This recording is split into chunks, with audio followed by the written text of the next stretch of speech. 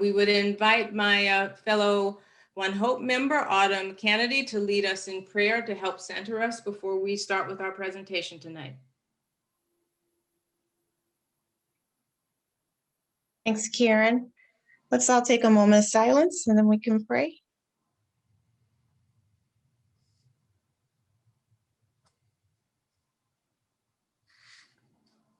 Father, we thank you for this event and we thank you for your purpose through it. Lord, you said in your word that when we gather together, that you are there in the midst. So Father, we thank you for your presence tonight. We ask that your will be done through this event. Lord, take what has been prepared, multiply it as only you can. Steer our intentions, Lord, that they would align with your righteous will. God, we thank you for your hand in all of our lives. We thank you for just the ability to discuss and come to an understanding. God, we give you all the glory and honor in Jesus' name. Amen. Amen. Amen. Thank you, Autumn. Tonight we have a real gift, and I'm really excited that Anne is going to share her time with us. So it's really a big deal. So we have learned through this journey, we have a lot of rock stars in our congregation, and Anne being one of them. So as you can see, she is very accomplished and an expert in the field and looking at movies and being a critic. So it's a really big deal for her to be here with us tonight and to take her time and for us to have such intimate access to her professional knowledge to talk about I Am Not Your Negro. So I sincerely appreciate my dear friend for being willing to do this with us tonight.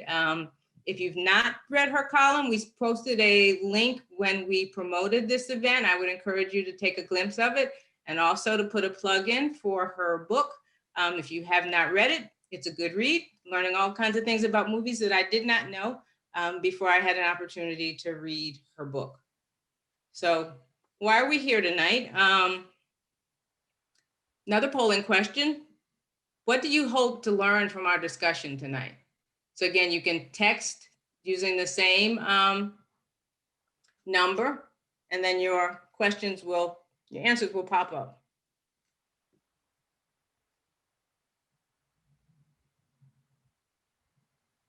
For those of you who just joined us, if you have your cell phone handy, if you type 37607 and my name in all caps to 576, you will be able to answer this question.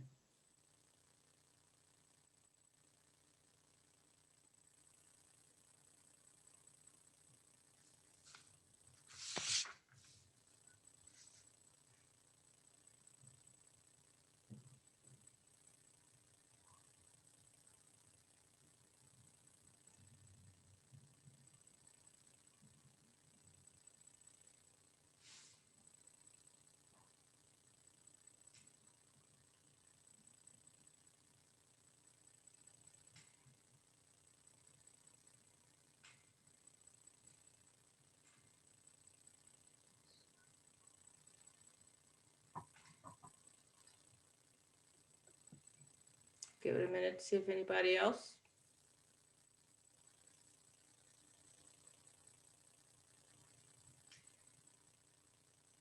So I think we will cover this tonight as we go through.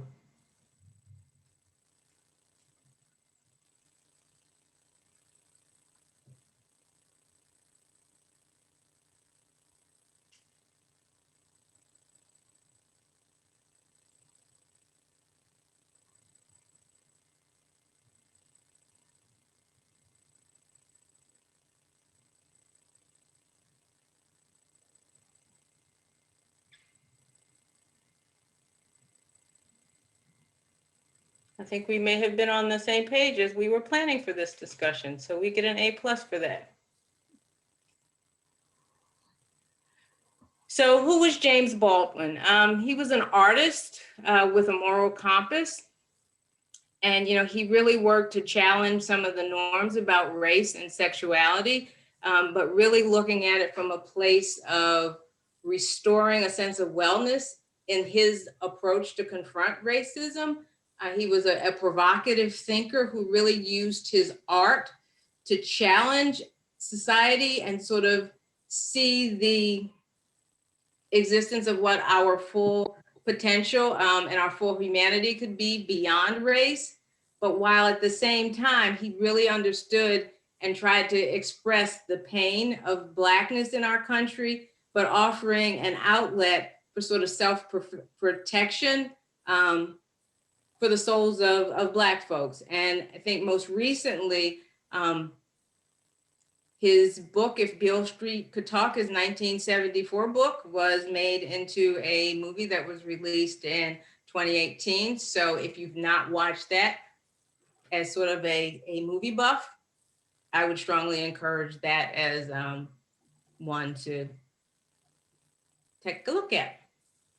So from there, I will turn it over to Anne because you all don't want to hear me talk. So Anne, take it away about our focus for tonight. Good evening. Thank you, Karen. All honor be unto you who masterminded this gathering. And thanks everybody. I'm seeing, I'm not seeing everyone. I don't know, is it possible to get the gallery view so I can see people's faces, or is that not, is that technologically possible? If you click Doesn't- on it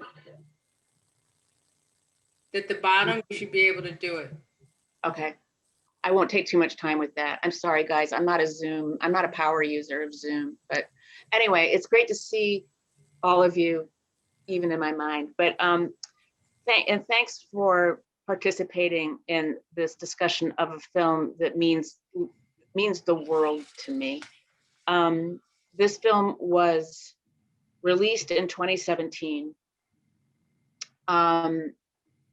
It is, as those of you who have seen it, it's based on this outline, a proposal that Baldwin started in 1979 as sort of a letter and some notes to his agent, based on, you know, sort of, it was called, the name of the notes was Remember This House. And it was about his relationships with Medgar Evers, Martin Luther King Jr., and Malcolm X.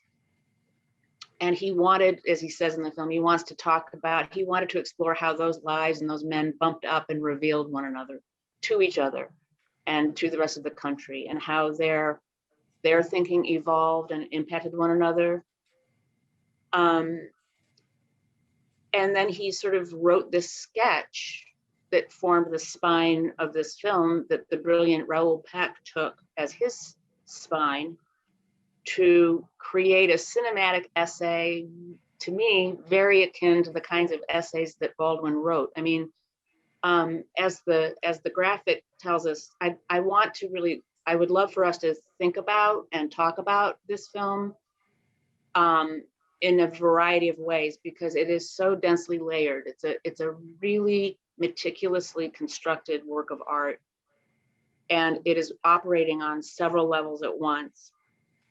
And I've sort of teased out three. You could even, I mean, there are so many more, but I want to first lift it up as a work of art, because I think it's easy sometimes, especially with documentaries, to get to go right to the content and talk about what's in it and what the information that it's imparting.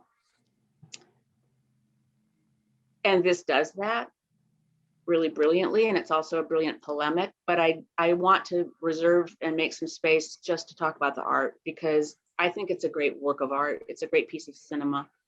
And especially with an essay film like this, it's not necessary, it's a little bit abstract, right? Like those of you who have seen it will know how Raoul Peck uses imagery, and it's not always literal imagery. He's using sort of metaphorical imagery a lot of the time. He's using Baldwin's own words from that proposal that he wrote to his agent, and those are spoken by Samuel Jackson into what is, my mind, one of his finest performances. Even though we don't see him on screen, and it's not an acting performance, it is a vocal performance of such intimacy and interiority. And I think then we see Baldwin in those absolutely spellbinding appearances that he made through the years on talk shows and in debates and in speeches. and he himself is such a larger than life character, and his voice, his literal speaking voice, was so distinctive, so urbane, so elegant and poetic. And Jackson makes no effort to imitate him, which I think is so fantastic. And he actually, it sounds like he's just channeling Baldwin's inner voice. It's like he's channeling another layer of Baldwin that maybe the public didn't see, you know? So I just think that works beautifully. As Baldwin says at the beginning of the film, this is a journey. And the difference between a journey and a trip is that it was a journey, you don't know where you're going to end up. And I think the film follows that structure. It's very intuitive, but it's not linear. And it has a cumulative effect that, if you're like me, was just breathtaking and devastating and clarifying and chastening, and deeply emotional. And I'm sure we have a lot to talk about with that. But I just think, like I said, I wanted to make sure that, and you know, I actually watched it again today, right before we met. And another piece of the art that I wanted to really address was Baldwin, as not just as an artist that Karen explained about his authorship and his writing, but again, just that area of public speaking and rhetoric that I feel like we don't even have today. Like just seeing him in those contexts of public debates and on Dick Cavett, holding conversation at such a high level, just the intellectualism of it. You know, he famously debated William Buckley Jr. and it's like, that just seems so kind of,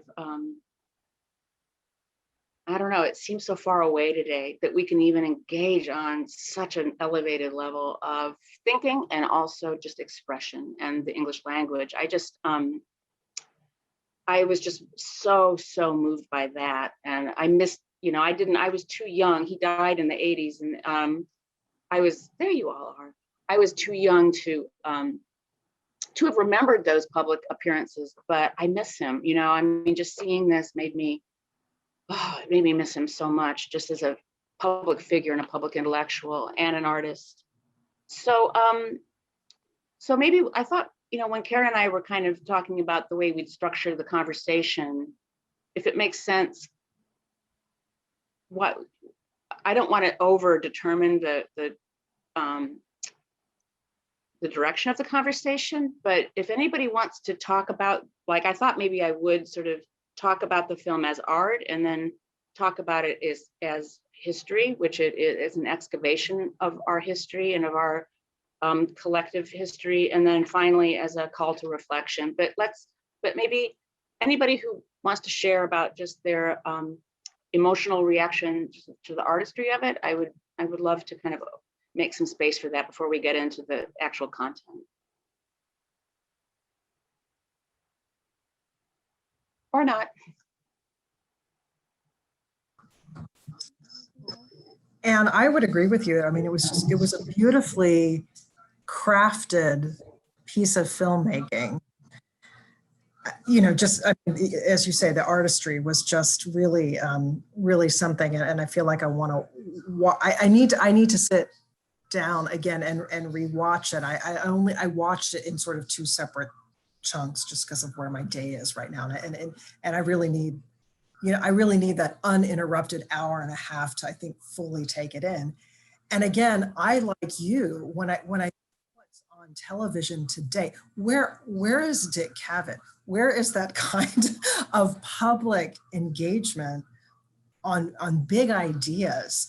I mean, it's so lacking.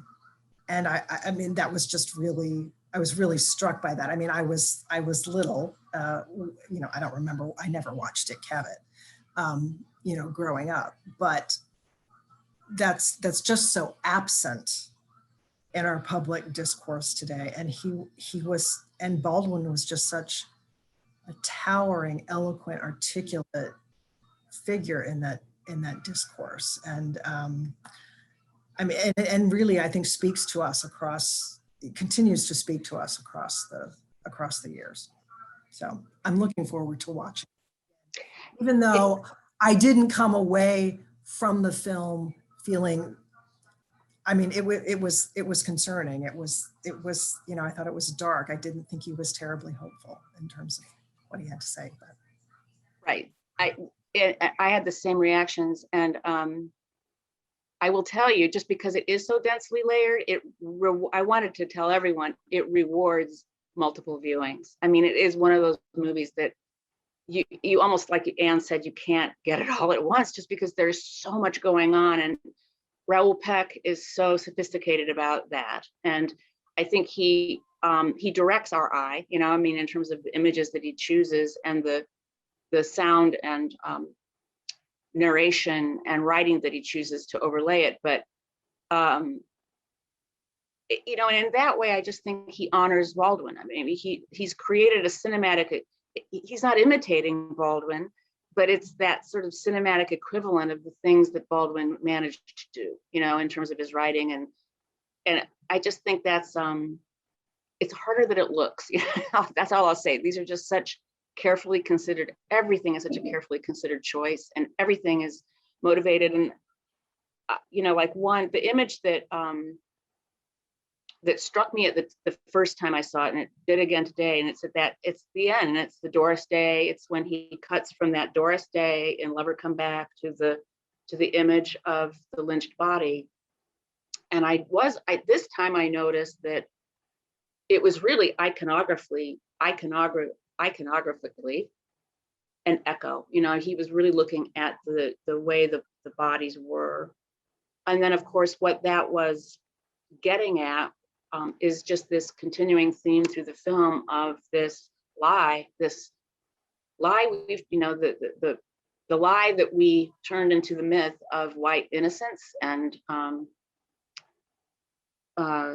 moral superiority, and that's turned us into that moral monster that he talks about just so beautifully. And that image, that sequence to me just summed all of that, you know, it summed everything up, as well as just how images and the absence of images are part of this history. You know, I mean, when he talks about John Wayne and internalizing those cinema stories, and what that does not only to the audience that doesn't see itself portrayed on screen, and that psychic damage that's inflicted when you don't see yourself portrayed as a protagonist, when you see yourself either erased completely, or then when you are represented, it's as a stereotype, or, you know, it's denigrated in some way. That's hugely damaging. But I think what he so brilliantly evokes, and what Peck not just even illustrates, but demonstrates in this film, is the moral damage it did to the white audience. The moral damage it did to us, thinking that is reality, you know, that we are the norm. And just how that just distorted everything. And the degree to which we've all internalized those images or internalized those absences has just done untold damage. And again, I just think that the use of cinema clips and the images throughout the film just absolutely got to that without ever having to really spell it out.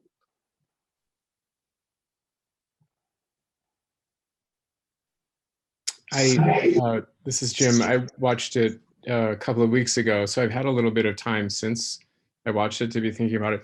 And what you're talking about, Anne, just the use of movies throughout, I found really interesting. And so after having watched this, I find that any movies that I've watched since watching this documentary, I look at them very differently now. I feel like it's kind of changed my perspective on how movies come across and what they're presenting and how they're playing into what white people think things should be like. Anyway, it kind of has affected the way that I watch movies now. It had the same effect on me. I'd love to hear from others if they had the same effect. Also, I'm sorry, I'm going to do it. Should I be reading the chat comments, or does everybody? I'm sorry, I'm a Zoom. I'm not very good at Zoom. Most of No, us are the- better at Zoom than we'd like to be now, if you're a teacher. You're all welcome to, comment in the chat or just unmute yourself. So we can all see the chat, so I don't need to repeat what's happening. in the chat. You're good.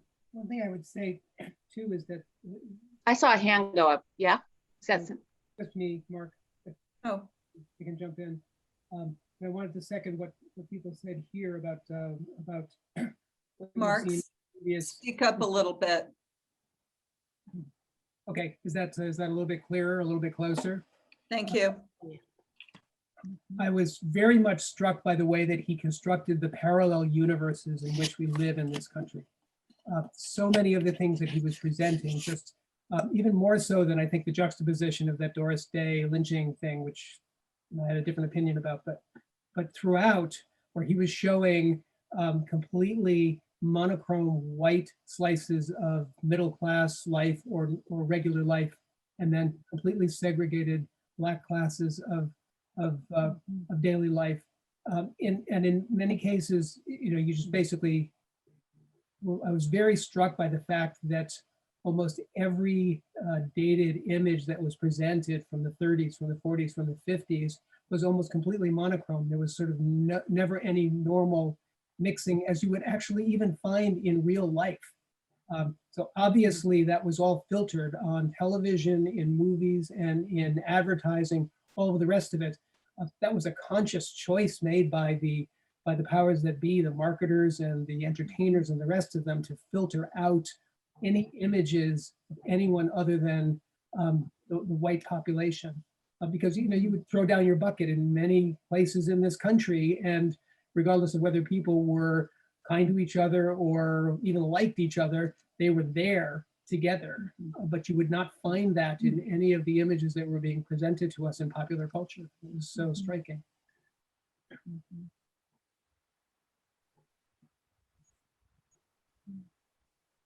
This is Terry. I'm not sure where I am on the picture now. Can you hear me? yeah, coming through.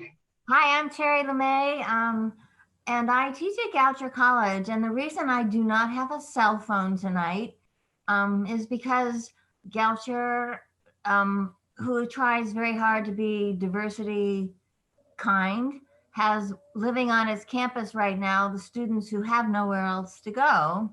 And in order to get on and off the campus, you now have to have on a smartphone a smiley face from campus, whatever it is, that says you don't have COVID. And most of the students who are living on campus right now are there because they have nowhere else to be. So I have given my cell phone overnight to a student who needs to go off campus. She's actually from Somalia, to purchase some medication and get back on campus. And all the campus security see, and I'm not trying to diss anybody, is the smiley face. So the assumptions carry on in many ways, and all of our means to try to be kind and efficient.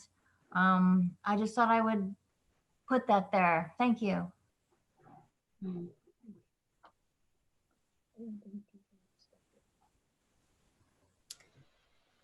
Hi. Oh, hi, I'm Naomi. I just wanted to say this was the second time that I've watched this, and I don't think I like you said, I don't think I really appreciated it quite as much the first time around as the second time around.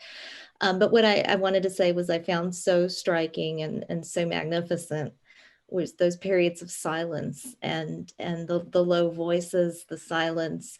It was so intimate. It felt like, somebody was speaking to me directly and then allowing me to reflect on that in between, which in a way almost made the images of the brutalization and the riots and violence so much more striking in a way. Yeah. So that's all I wanted to say. Thank you. Thank you. Yeah, I will say as a film critic, it's actually come up recently in some movies that have come out. The depiction of Black trauma is very tricky, because there is a fine line between portraying brutality and physical harm as a reality of our history to be confronted.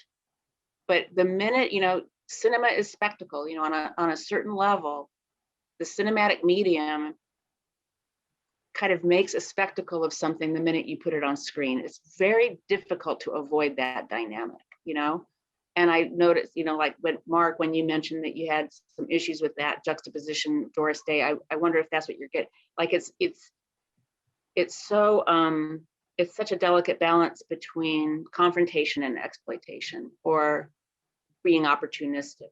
And so I guess I wanted to offer space up to anybody who had problems with that, maybe, or thought that it went too far, or didn't appreciate some of the juxtapositions, because, I try to be as sensitive as I can to that. But everybody, we're all meeting it in different ways and with different thresholds for images. And what else has the director made? And has he used that same poetic template in other works? He made a document, and I don't have my iPhone with me, so I can't. He made a documentary about Patrice Lumumba, Sarah, which I think he is sort of credited with helping him get to this. I don't know. Full disclosure, I didn't see the Lumumba film, so I'm sorry. I'm not able to be a completist on Peck's process, but I know that he kind of felt like he wasn't ready to do this until he had made that one. But again, I think it's so interesting because, like, on the same level that this operates in different layers, it has different audiences. I feel like,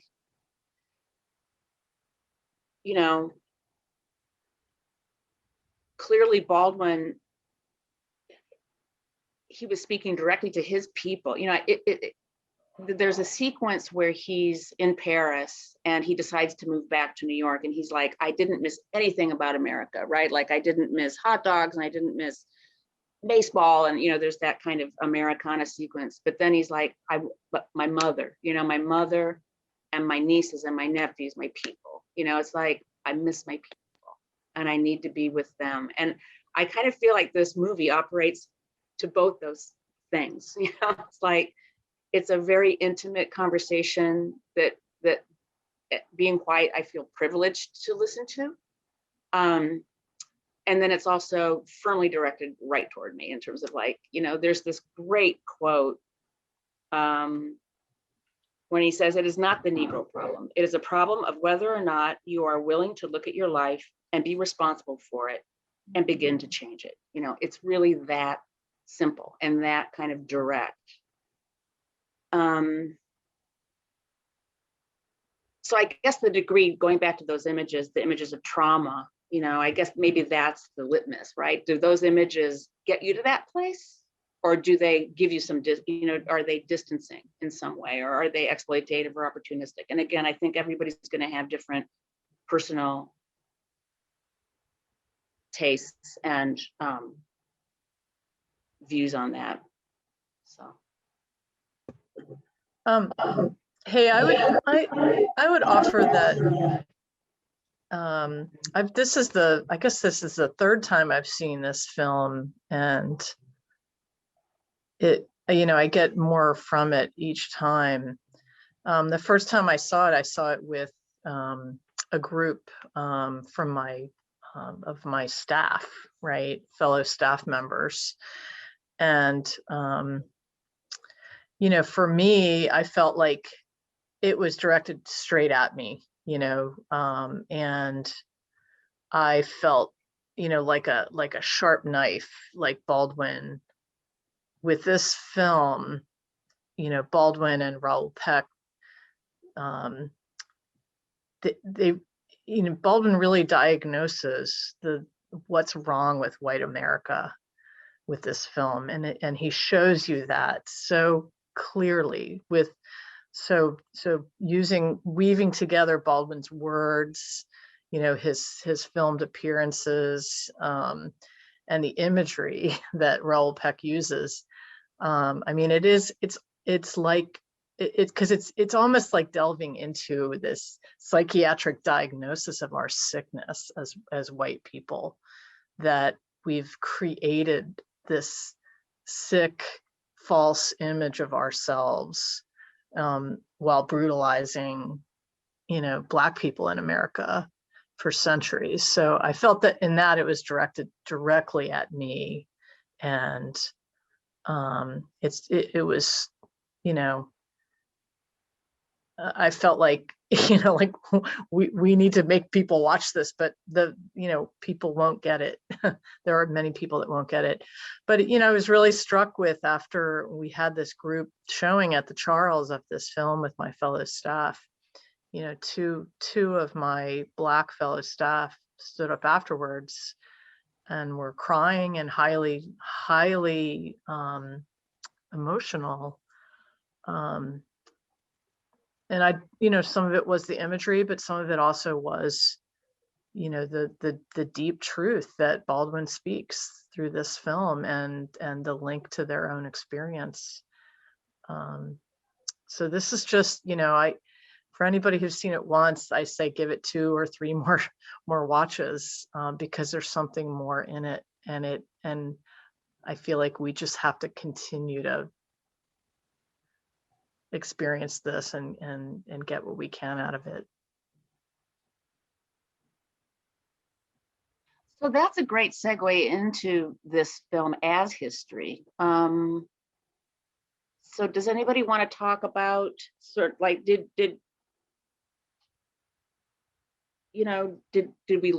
anybody actually learn something new about either the 3 men that he's writing about, or about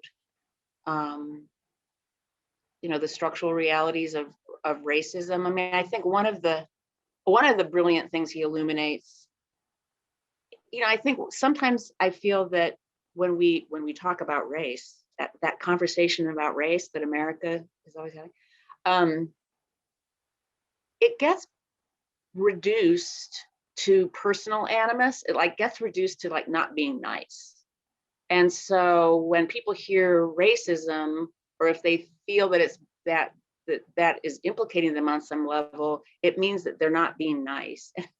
And it's like, well, I'm not racist because, I don't feel any personal animus toward Black people, or I'm, perfectly, I guess that's an extension of the some of my best friends thing. And I think what Baldwin and this film do, and what the best thinkers, I think, about structural racism do, is really locate it much more specifically in that structure, that economic structure, that incredibly explosive interlude where he says, I am a man, I'm not, and then the epithet.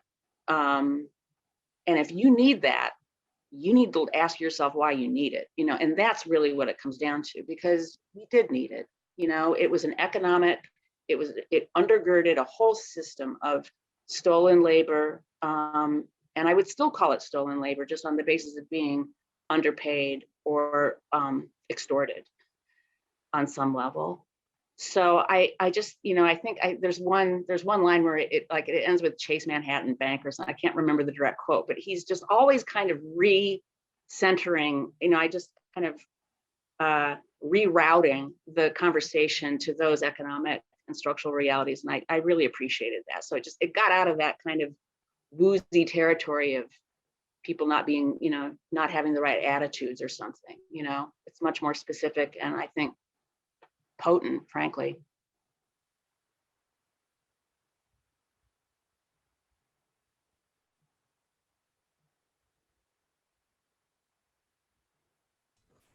I was gonna say something. It was I was gonna say that the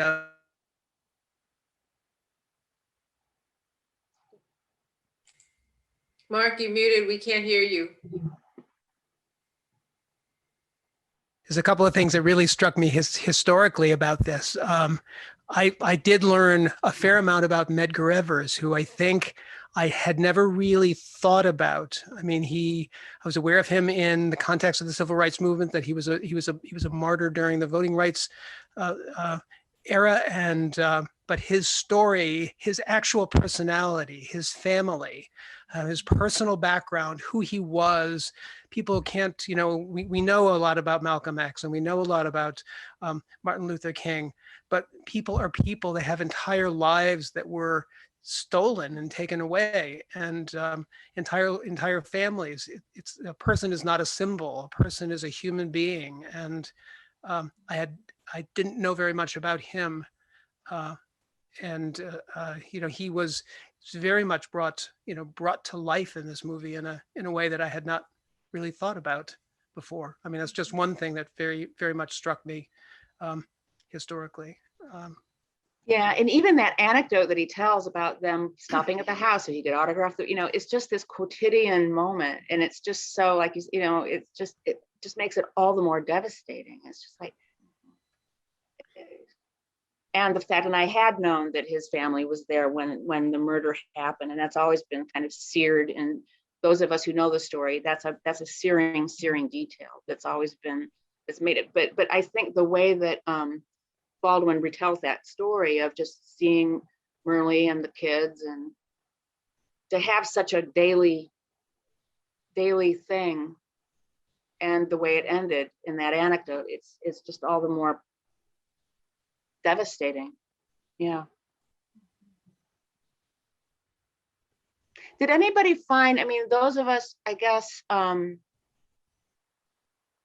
I might focus a little bit more since I'm a film critic, and this has so many of those images of the movies, and that's such a continuing theme in the documentary. But would anyone want to share, like, if any of their personal history intersected with the institutional or national history? I mean, again, safe space, if anybody, if it called up anything, or did it make, I don't know, do it? I'll mention, and I don't want to talk too much, but I'll just mention one thing. I found myself in a very personal level, and I don't know what this says about me, but looking at the marches and all the rest of the demonstrations that were taking place, and thinking and looking for white faces, because I'm thinking, and I know that's a very self-centered way to do this, but I was thinking, thank God there's a couple of white people in there, and what does that say? And I hope that I don't know what that means. It just was an emotional reaction. I'm looking at something in historical things that are streaming in front of me of these watershed events, and I'm thinking, okay, I'm looking for some white faces, and was a little bit reassured, but I don't know in what way I should even be reassured by that. It was just an uncomfortable feeling. I do that too, Mark. I also when they show that footage of the jeering crowds when the students are trying to get into schools, I always wonder, and this gets to history, right? This gets to buried history, which is, we know the children of the civil rights activists, they proudly claim their heritage. The children of the jurors, we don't hear from, I mean,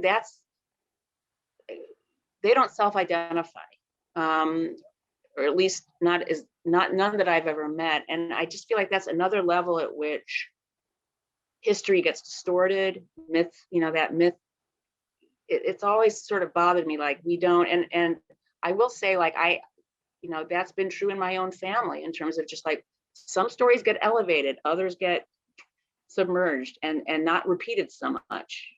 And that's just another way of, like, it's a self-protective thing.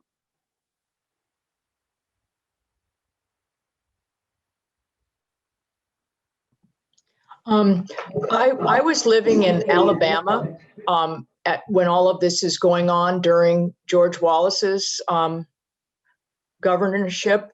And my dad taught at the university. And I remember when the first African-American students tried to register, and, Wallace barred himself against the door. And it was a really It was a very scary time. You didn't know what was going to happen next. And when I saw the students going into the school, I just thought, wow, those are some really brave teenagers.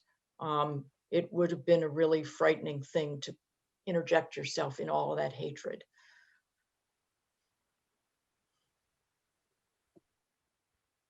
But I agreed, and that's always where I've gone to is like to circle back to what Mark brought up.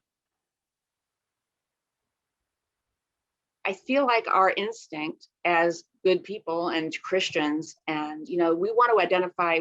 I always love to think that I would be there on the front lines. Like I'd be one of those demonstrators, Mark. I feel like that's where I'm unconsciously going when I look for those faces, as if. But I don't know. Like honestly, if I'm honest, I don't know, and I kind of feel like that's another self-protective thing, is like to go to the one that, the protagonist of the image that you most want to claim.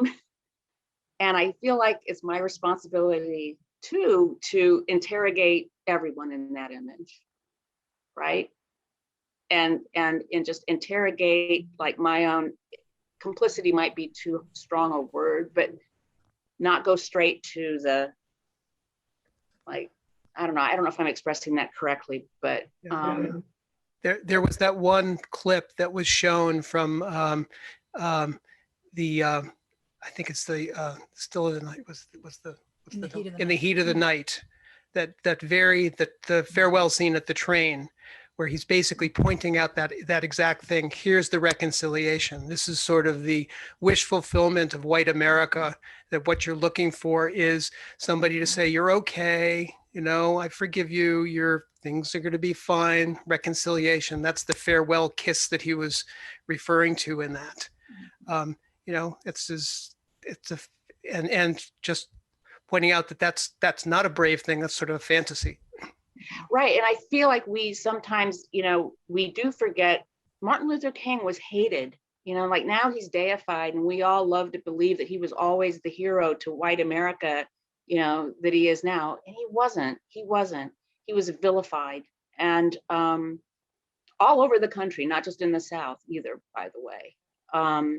There's I have a viewing list that I think Karen's going to share at some point at the end maybe, but there's a wonderful documentary out right now called MLK FBI about the FBI's surveillance and harassment of Martin Luther King, which also, by the way, very interestingly gets into images and popular culture and how movies and TV shaped ideas about the FBI and about whiteness and the civil rights movement. But I just think, again, that's a way that we've sanitized our own agency in all of this over the years, to think like, now we celebrate Martin Luther King Day and we have a monument to him on the mall, but really it wasn't that way for a really long time. And by the end of his life, he was really roundly hated, especially for his anti-war stance. By that, that had added on, and his intersectionality around class. But so I would like to think, that my middle of the road, moderate Republican family in Iowa would have been on the right side of history during those years. I'm not sure I can say that, they, and I know that we're all products of our environment. So I just, like, I guess one of those things this movie calls on me to sit with is just that impulse to identify with it's like what Baldwin talks about, identifying with the good guys. And it's just like, I think we have to kind of take a moment to acknowledge that we might not have earned that, or at least we should make space for all of it. So Anne, I remember our family faithfully watching Walter Cronkite every evening. And I watched the film twice, and my memory, I'm sure, is flawed, but a lot of the images that I saw, I don't remember seeing before. there are a lot of images that we've all been shown over and over again. And there were, I'm not going to be able to think of a good example, but there were several things that I thought, okay, I don't remember seeing that in any of the historical documentaries I've watched. And I was curious if you knew any of the backstory regarding how the video footage was disseminated. And those of you that are older than I can maybe speak to this, but to what extent during that 30 minutes in America of the nightly news were those cops kneeling on people's necks, and that one, you know, the beating of Rodney King, which we frequently see in an aerial view from a police helicopter, and, you know, just different cameras, different viewpoints. And I wasn't sure how, there was one scuffle between, well, it wasn't a scuffle, but there were like 3 Black men standing up against the wall of like a bank or something. Yeah. Mhm. And the cops kept pushing them back against the wall. They weren't handcuffed or anything. And I thought, I don't remember that I've seen that interaction, and maybe it's just me. So I didn't know if you had any, if you just had any backstory on the footage that he was able to access and use, and how much of it was new. Well, I don't know specifically image by image what was new, you know, like Just, yeah. right. in general. But here's another, and this gets to King actually too, because one thing I've always been fascinated about Martin Luther King and about the nonviolence movement is that he depended on those images. You know, I mean, Mhm. a lot of nonviolent strategy is to provoke, and to provoke the white supremacist cops and public safety officers to react in a way that was so outrageous that it would show, it would galvanize, you know, the images of those kids and the fire hoses and the dogs would lay bare. It would peel the veil away from that moral innocence that they had easily claimed, you know, through the mechanisms that this documentary illuminates. He was a King and his, not just him, but that entire civil rights movement, they were really canny about that. And they knew that if those images could be disseminated, that it could galvanize a nation, and they did. Well, you know, and that goes all the way back to Emmett Till. I mean, that's why Emmett Till's mother insisted that the casket be open and that the images be in Jet magazine. And now that galvanized an entire generation of Black civil rights activists, including John Lewis, as he has said, and Julian Bond. Seeing those images changed their lives. But I'm not sure that the Emmett Till images were as disseminated in the white community, but by the time the movement reaches, you know, the mid-century civil rights movement is working, by that time, inviting the white press, inviting the Northern press down to Birmingham and Selma, and knowing full well that would get the images out. And images, I mean, I can't remember, there was one particular image that changed Kennedy's mind. Like, he said that it just made him sick to his stomach, and he kind of pivoted. I can't remember which issue. Taylor Branch has written about this, and he and I have actually talked a lot about it, because I do think, and then when you get to Rodney King, those were images taken by witnesses. So now we have the era of video and now cell phone images that are being disseminated on social media. So it's not being directed by a movement, but but these images are certainly being leveraged, and they are just as important, you know, as images have always been. But I actually, when Selma, the movie Selma came out, Ava DuVernay and I were talking a lot about King as a director. You know, he was kind of an image maker. You know, he was an auteur. He was very, very sophisticated about the use of images. And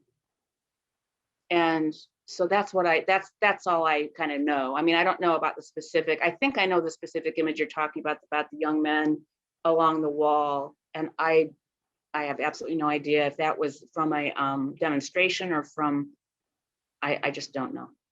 And I would also defer to people who know more than I do about all of what I just said.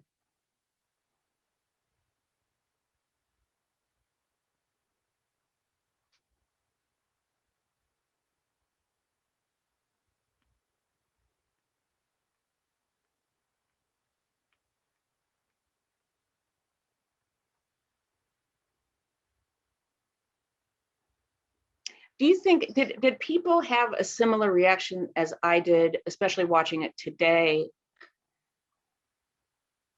Today, while they were having hearings about the January 6th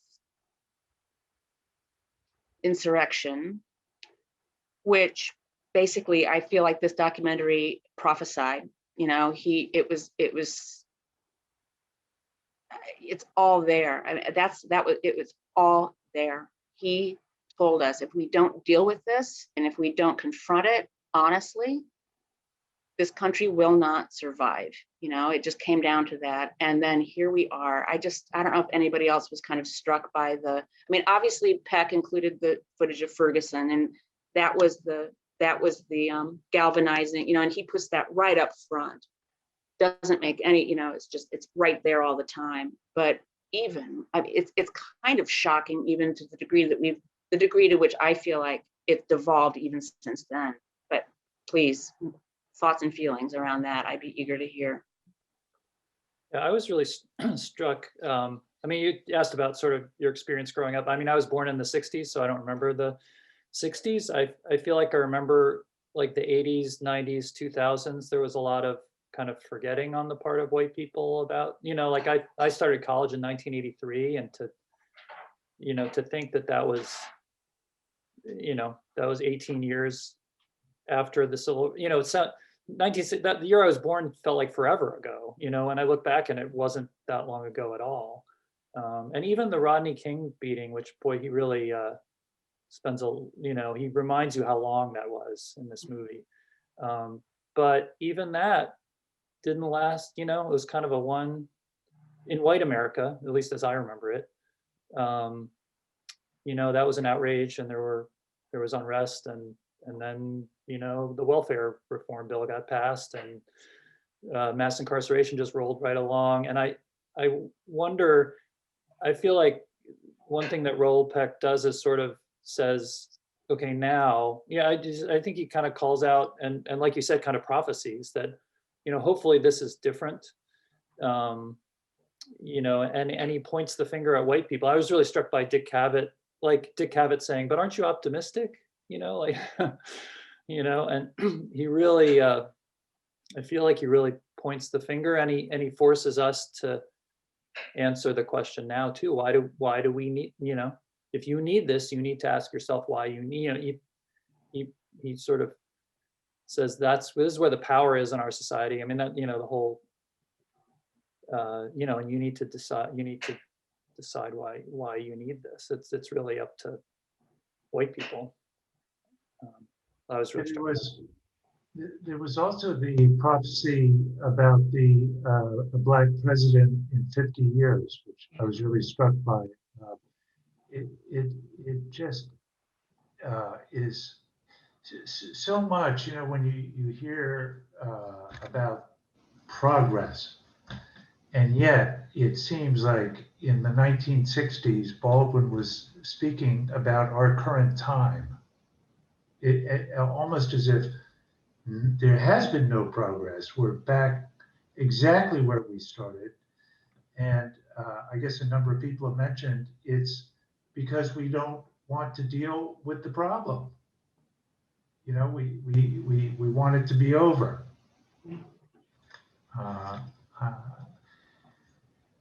Yeah, I was devastated by the movie. I just, you know, sort of convicted as a person, and there was the young woman walking by herself, and I think Baldwin says something like, one of us should have been there with her. Oh, the girl. And, when I watched the movie, what I heard was there should have been some Black people walking with her. Where were the white people walking with her? We would, I was not there walking with her. We were not there walking with her. We were expecting, change without putting ourselves on the line. And it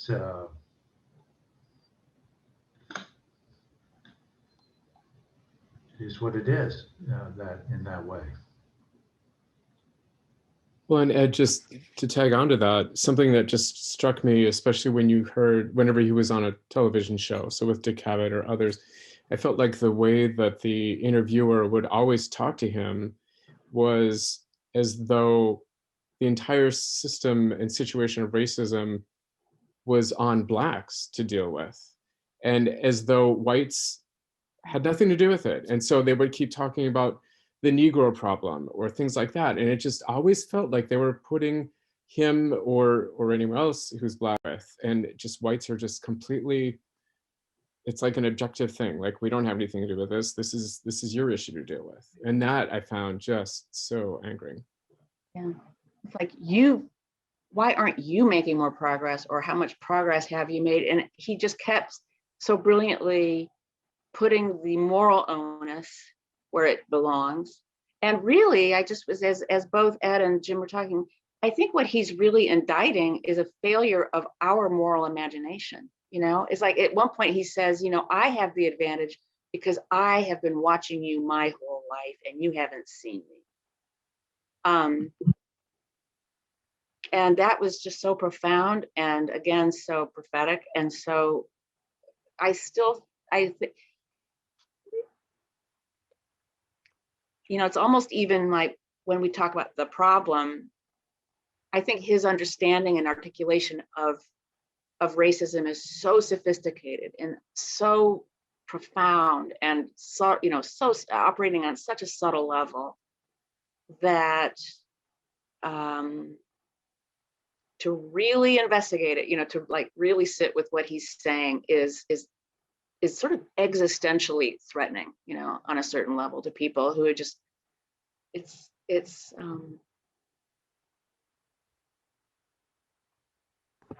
Yeah, because in this film, we are the problem. White people are the problem. It's so clear, and it's a moral indictment. It's a psychiatric diagnosis of the illness of our society that we've created, and that's why it's a devastating film to watch. Yeah. So I guess this is sort of, now we're moving into the reflection piece, maybe, in terms of what it invites us to. I think we're already talking in those terms, in terms of what it's brought up for us and what we're sitting with. But, and somebody has said earlier that I think it was Mark, or somebody was saying how it just, when you've seen these well, let's take the movie clips as one example, but once you've seen them and recontextualized and framed literally in this film, like how it kind of changes your view going outward. But did anybody else kind of have similar, like, whoa, I'll never see that the same way again, whether it's a movie or anything really, or even just, yeah.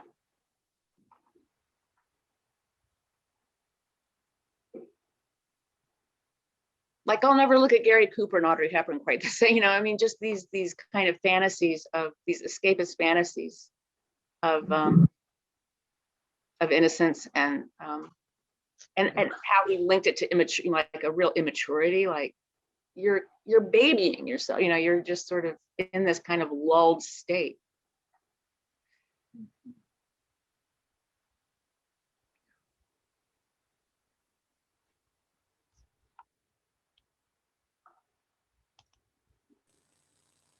I would like to talk about the the lie that she talked about, that they talked about, and the damage that white people have done to themselves without realizing it, and the moral abyss that we've been in because we haven't sought reality, but that we live in this fantasy of lies. And so we've damaged ourselves. Do you think that's true? It's absolutely true that we're morally bankrupt compared really with the people that we have suffocated. Mm. So we're the losers. Right. We're the losers. How sad. Thing I thought after listening to this that it was I had a true sense of him talking about the we here. He was incredibly generous, even as he was really he was very honest about talking about, you know, the oppression of white society and the evils that are taking place. He was it seemed to me, incredibly generous about talking about we are bound together. There is no other.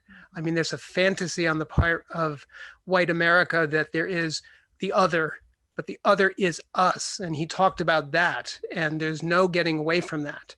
And you know, the poison that goes into that system that causes it to collapse is going to collapse everyone. It's, you know, pull everything down. So you better pay attention to that. But he was very explicit about that. He was not othering sort of white America ultimately. He was talking about we are, you know, we are America, speaking of himself and sort of the entire Black population that he was talking about. And I thought that was a very, you couldn't separate it out. And he was basically saying, you're fooling yourselves if you think that you can possibly disentangle yourself from the evil that's being done and the consequences of all of these things, because you are not just complicit, but you're part of it, and you're going to, you know, you're going to suffer for it. Right. We all will. Confront it. But we haven't confronted it yet. That's our goal. I was curious, to sort of sprinkled throughout the narrative are his comments about the church and about white Christianity. Did that bring anything up for anybody in the group?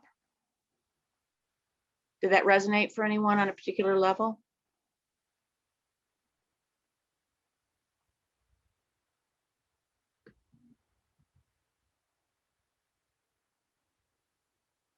Or not?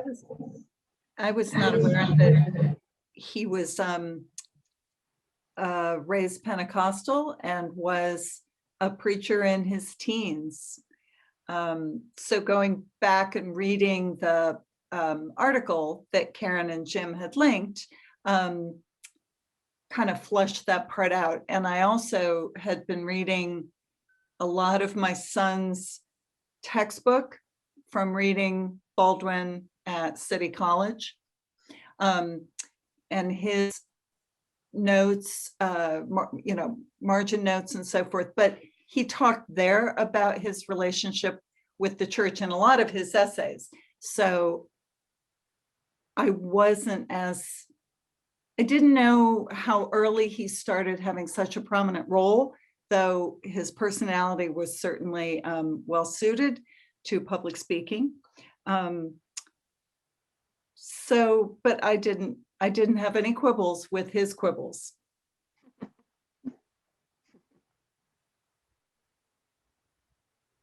I also didn't realize he was buried. His service was at St. John the Divine. Mm-hmm. I do remember that. I was in New York at the time, and my cousin was a good friend, not a good friend, but he was a friend of he called him Jimmy, but I do remember that. Mm. Mm.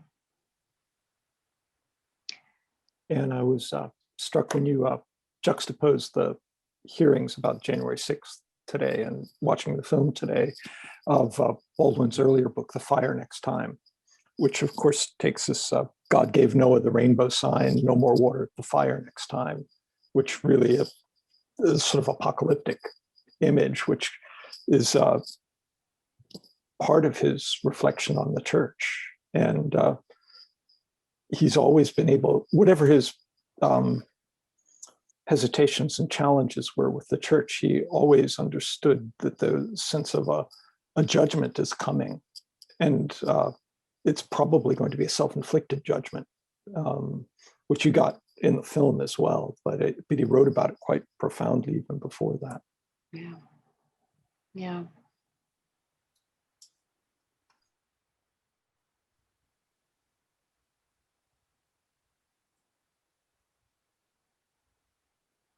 Did this anger anybody? Did anybody have a problem? I mean, did anybody find they were resistant to particular passages or thoughts or ideas or moments?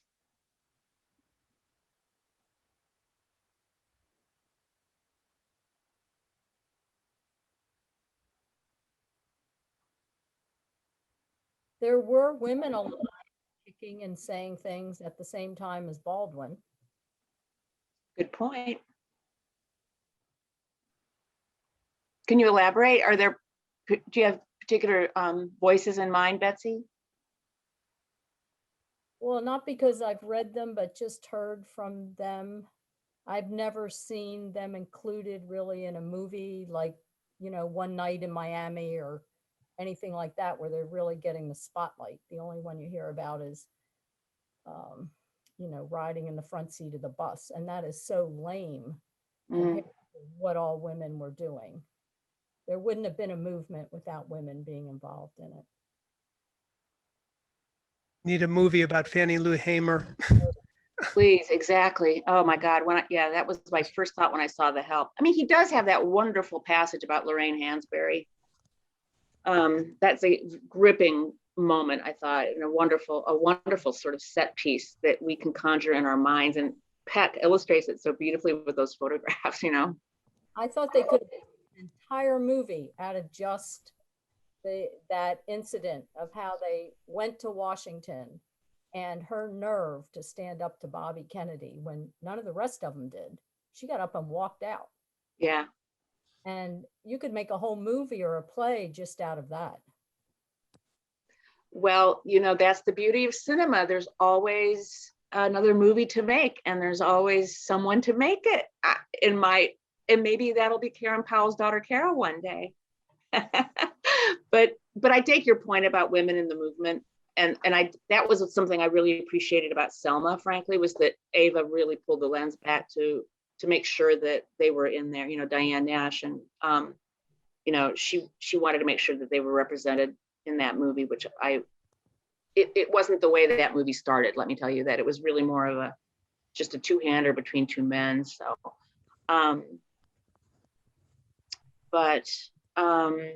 anybody else? Well, just to say that a good place to find all the women in that movement is a book edited by a Baltimore woman, Betty Robinson, called Hands on the Freedom Plow. And she just unfortunately died last October. She fell in her backyard and was gone in 24 hours. Oh my. Oh, thank you for that recommendation.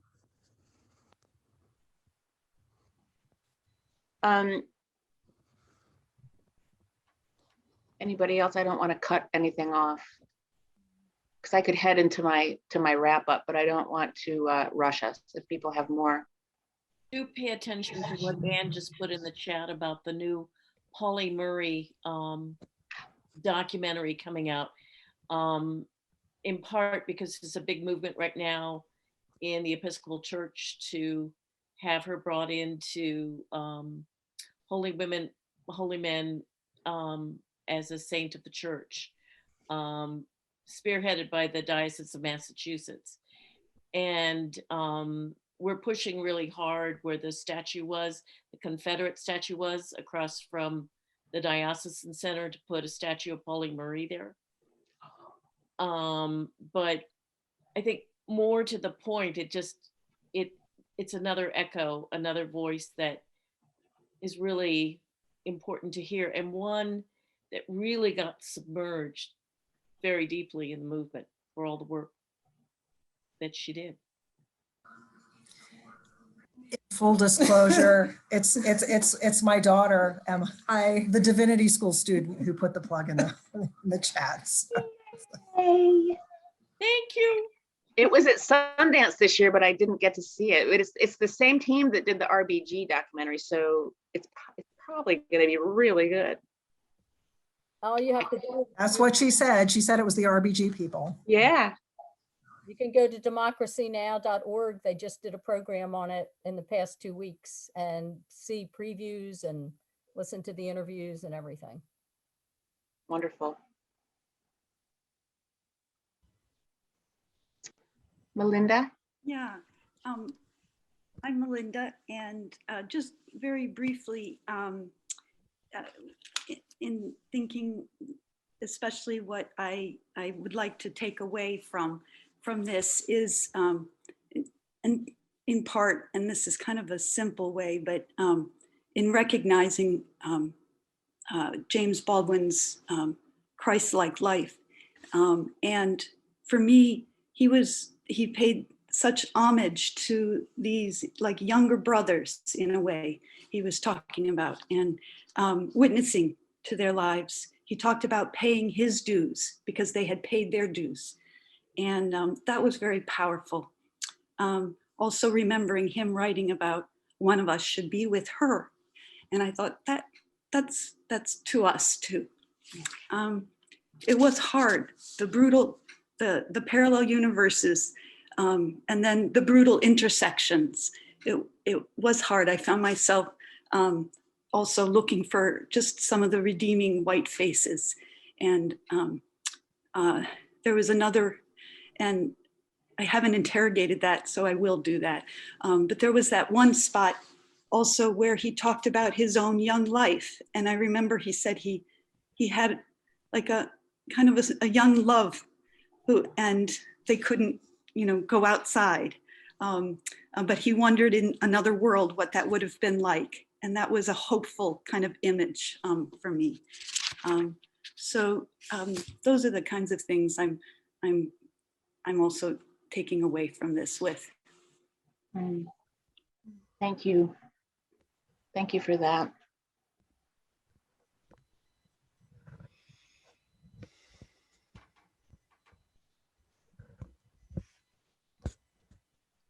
I have a question, and that is for trying to either reach out, sending this movie on to others, but as far as I know, there's a large population of people that grew up in the 50s and 60s in places like I did in Carroll County, where there were no Black people at all, and they still live there. And they don't have a consciousness about this. And I don't think the church is bringing one to them.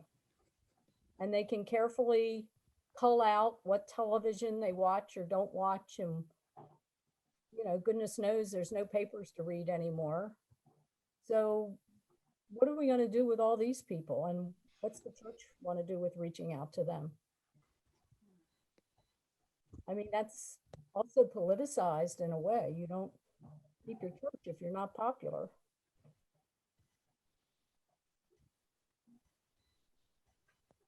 Carroll County is only 30 miles from Baltimore.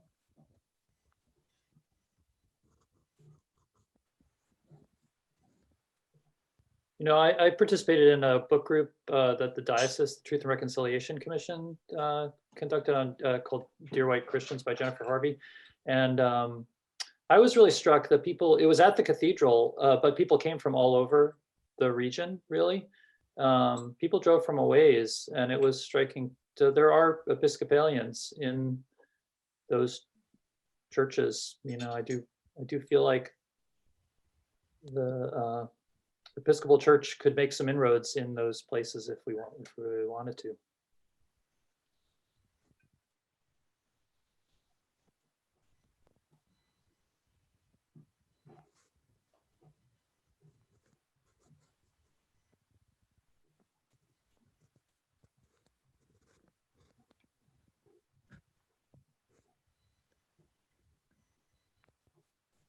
Any other?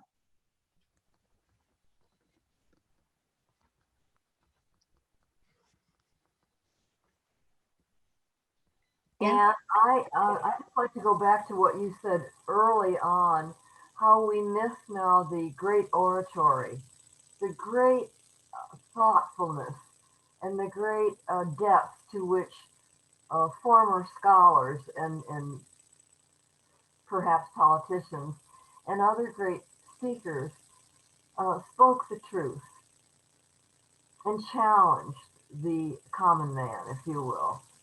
And now the words of James Baldwin stood out, and probably always had, but there were more.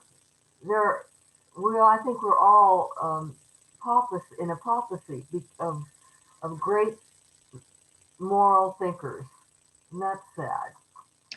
And I do think we do have words from our bishop, from our presiding bishops, from Desmond Tutu, from great leaders. So we're not altogether without such leaders, but not as many as we would like. Right, or maybe they're not given the platform that he had in terms of those amazing talk shows. I mean, now I feel like we're kind of in these silos, right? We have our MSNBCs or our Fox Newses, and then our public intellectuals are often kind of, that's where they go. You know, they go to be pundits, or they go on the Sunday, and it kind of feels like there's no ground just for inquiry and open intellectual debate or conversation. Yeah, it might be, they're there. I mean, I think we do have great thinkers. We have some wonderful, we all have the writers that we love, and the people that have, poets and philosophers and authors, and they're there. I just don't feel like they have the same, I guess they're on Twitter or something, but it feels like you have to kind of dig them out. Yeah, and it's like a self-selecting, they don't have that wide reach, I guess is what I'm saying. We don't have that mass media that everybody's consuming at once, like Walter Cronkite or Dick Cavett or Melinda.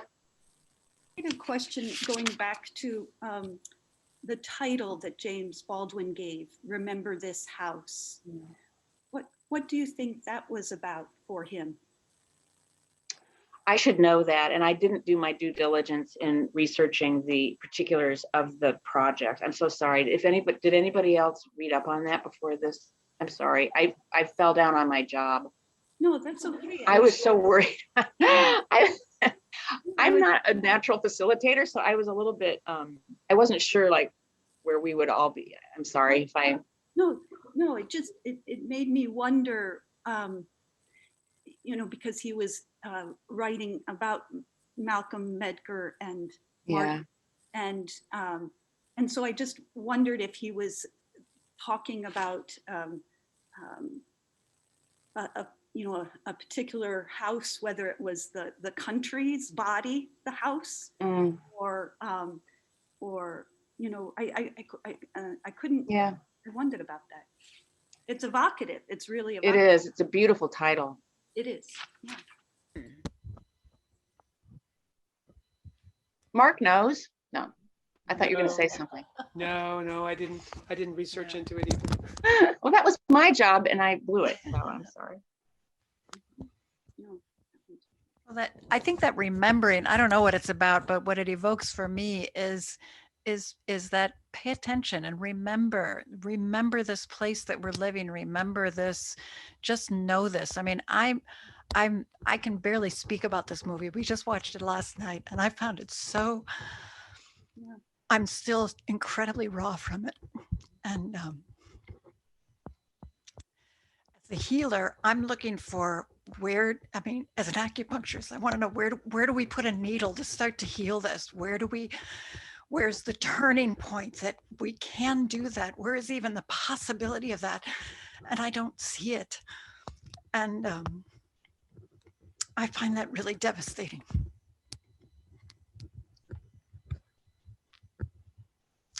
I think it's important to reveal the wound. I mean, I know as a healer that that's the first step. Without that, there's nothing. so that what we're doing right now and even watching this is incredibly important, and creating this in the incredible way that this was created is really important. And it's, I don't even know if I can hold it as a beginning. I mean, a lot of the tools that were available then, there were forums for people to be having these conversations. There was the possibility of that. We don't even have that now. We don't even have that. So it was really discouraging. Terrifying. I hear what you're saying, and I share those feelings, and I shared your I know exactly, I don't want to say I know exactly how you feel, but I share that devastation. I have two thoughts. Well, one is something I heard when I was in college and I was in the peace movement. And I wish I could remember her name, but she was a really formidable germinal figure in Women's Strike for Peace. And we were all sitting around, all us like kids, young activists who wanted to what do we do? What do we do? What do we do? What do we do? What's the best thing to do? Where should I be putting my energy? And she said, she kind of looked at all of us and said, peace is a kettle with many handles. She said, grab your handle and carry it. And so when I feel like, that sense of like, where do we begin? I mean, once you've kind of sat with these, and I do think sitting with these feelings is probably more important. I think we immediately go to the task and go to the response. And I think that's important too, because I don't want us all, I mean, sometimes I wonder when audiences see these films that they feel like that's enough, like, well, I saw that and learned that, it's like as if it's an information delivery system and that they've done their homework and, all better. No, that's not, it's really this, especially with this movie, it's a transformational experience and it's a really powerful one, and you need to let it work on you. You need to let it work on you the way that anything a great work of art works on us. Because I don't think it's hopeless. I mean, but it's enormous. I mean, the thing that this reveals, the thing this pulls the veil off of is just huge. But I do feel like if we can sit with these feelings and be honest with ourselves and really do some really, really honest self-examination, and just, I mean, I think this is what these encounters are all about, is to kind of find our way to our handle. And I think, this is a good context to do that in. And I also I have concluding thoughts, but I don't want to conclude without letting everybody have their moments. So.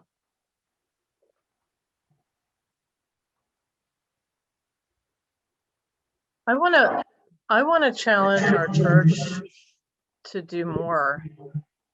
And I mean do more in the pulpit every Sunday, and challenge our members to do more and wrestle with this. There are things happening in the world today that if we're not addressing in church on Sunday, then there's something wrong. And I think that, we might be missing opportunities in our church and across the diocese to do more to help transform, how people are thinking about this. So I would just say, I think we need to challenge our church to do more. Karen, I agree with you there. I think it's a very good point. And we have to understand that the church was complicit in the vehicle through which so much of this damage was done. So that's why it would be so important to start there. And not start as if nothing has been done, but I do think that there could be a more fulsome commitment to it.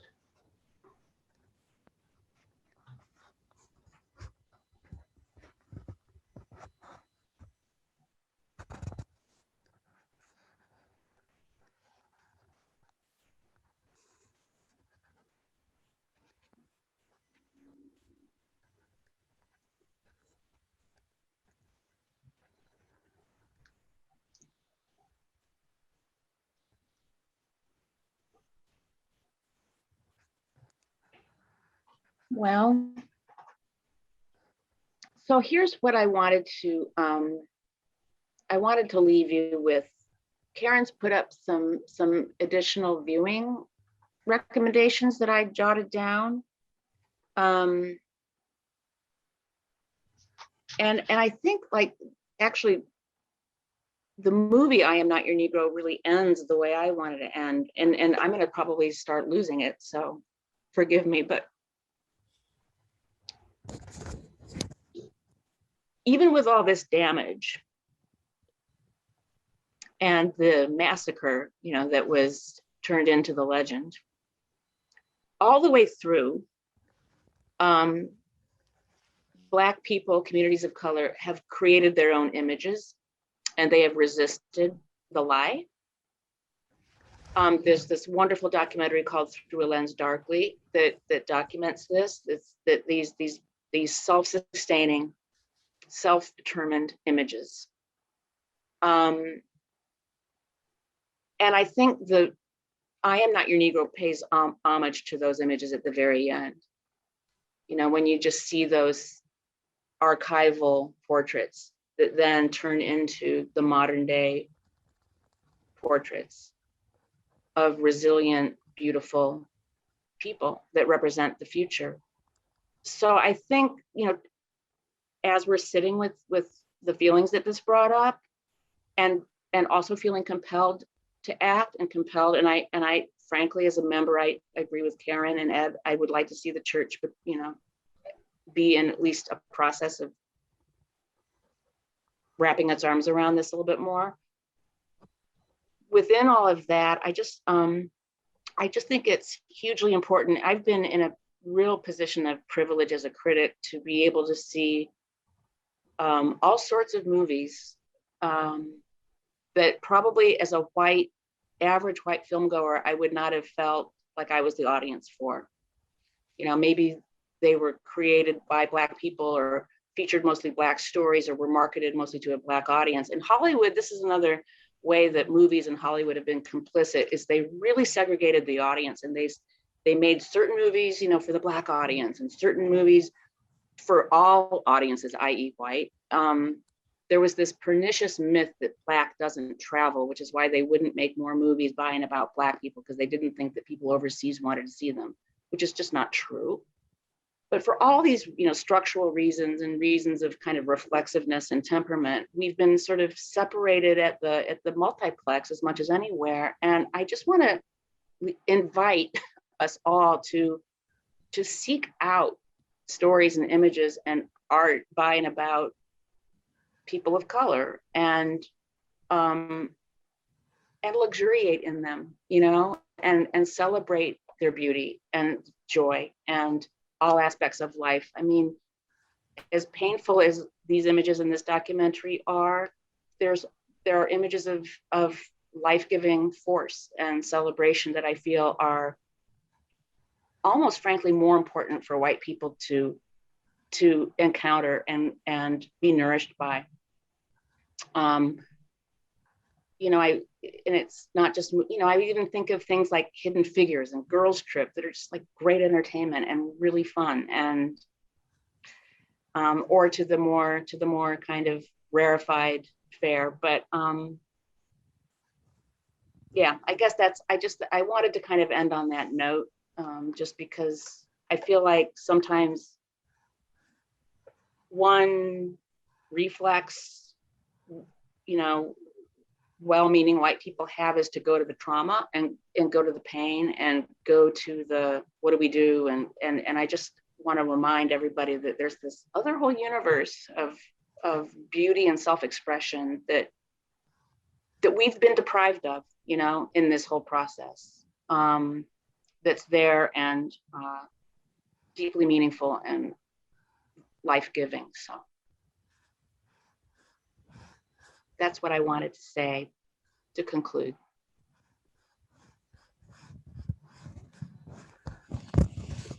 So Anne, thank you so much. We definitely extend our gratitude for you not only taking the time to share your professional critique, but to also share your personal insight. And this is, again, one of the many steps that we are taking along our journey towards really transforming our hearts and having a moment to sit in that discomfort and reflect, but hoping that that gets us to a place on the other side where we can heal. So thank you all.